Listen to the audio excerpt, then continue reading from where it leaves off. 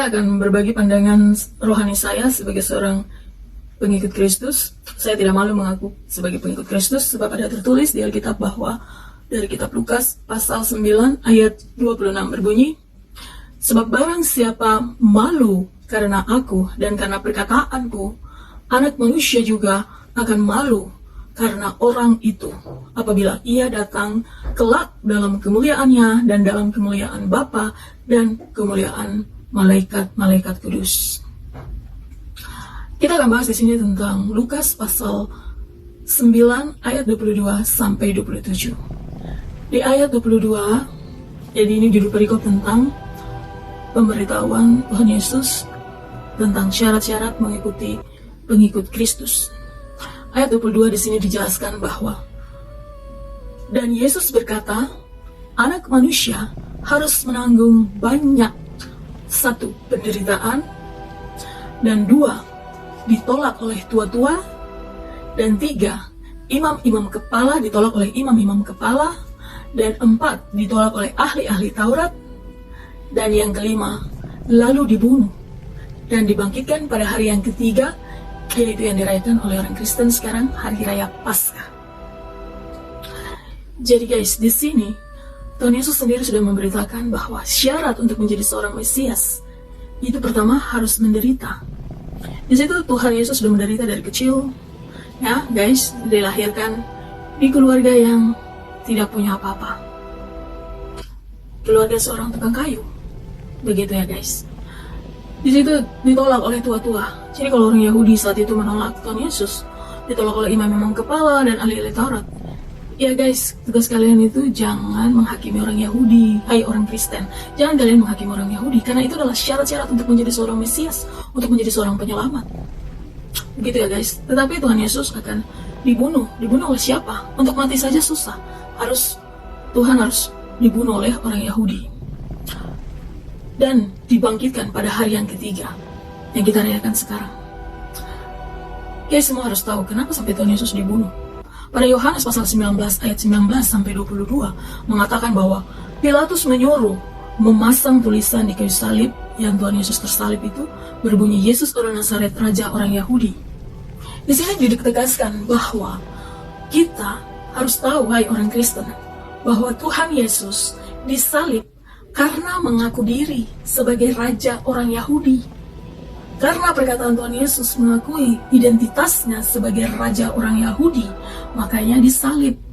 Jadi kita sebagai manusia, pengikut Kristus, jangan pernah kita menyalahkan orang Yahudi karena telah membunuh Tuhan Yesus. Ataupun kita menyalahkan mereka saat ini, orang Yahudi belum mengakui Tuhan Yesus. Karena apa? Ya karena mereka menggenapi ayat ini guys. Dan kalian harus tahu, begitu besar cinta Tuhan Yesus kepada orang Yahudi, sampai dia rela dibunuh oleh mereka. Pertama, Tuhan Yesus tetap mengakui dirinya sebagai Raja orang Yahudi, sehingga dibunuh dan disalib. Artinya apa?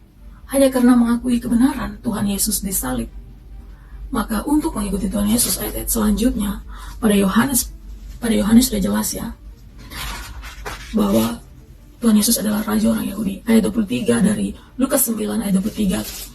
Katanya kepada mereka semua, setiap orang yang mau mengikut aku, mengikut Tuhan Yesus Kristus ya, mengikut Kristus ya, mengikuti Mesias, mengikuti Yeshua HaMashiach, ia harus menyangkal dirinya, memikul salib setiap hari dan mengikut aku. Ayat 24.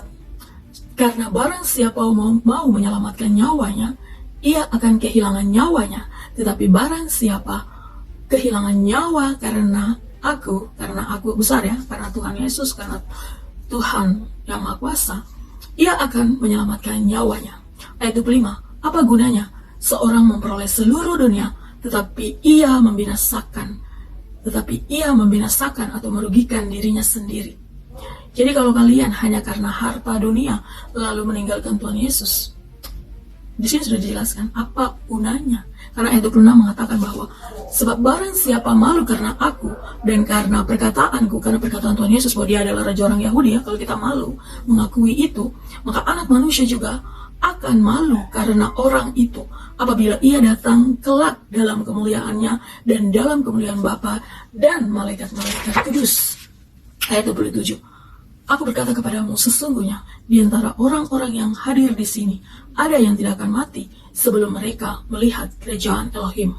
Jadi kalian yang sudah mendengarkan firman ini, yang ada di sini, maksudnya yang sudah mendengarkan firman yang saya sudah sampaikan ini sebagai pengikut Kristus, Anda tidak akan mati dan akan melihat kerajaan Elohim. Di antara kita sini yang mendengarkan firman ini ya guys.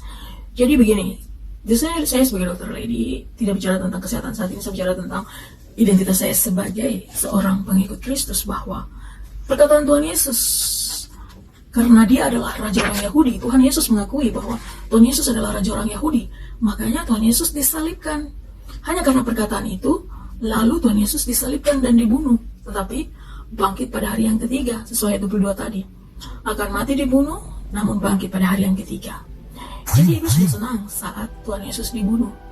Dia sangat gembira karena sudah merasa mengadu domba orang Yahudi dan Tuhan Yesus Kristus, karena Tuhan Yesus Kristus datang bukan untuk kita, tetapi sebenarnya itu untuk orang Yahudi. Karena Tuhan Yesus mengakui dirinya, saya ini raja orang Yahudi, maka itulah dibunuh. Maka Pilatus menyuruh untuk pasang indri. Tulisan indri itu artinya adalah inilah raja orang Yahudi. Jadi karena perkataan Tuhan Yesus inilah, jadi ingat kembali guys, Lukas 9 ayat 26.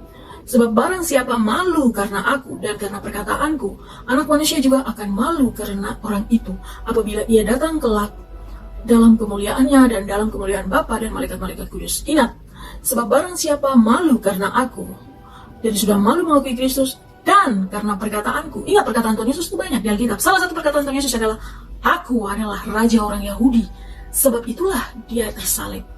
Tuhan tidak pernah bilang, aku adalah rajanya orang Papua, aku adalah rajanya orang Prancis, aku adalah rajanya orang segala macam orang ya, orang Inggris, aku adalah ini dan itu, aku adalah raja bangsa-bangsa. Tidak. Dan Yesus mengatakan, aku adalah raja orang Yahudi.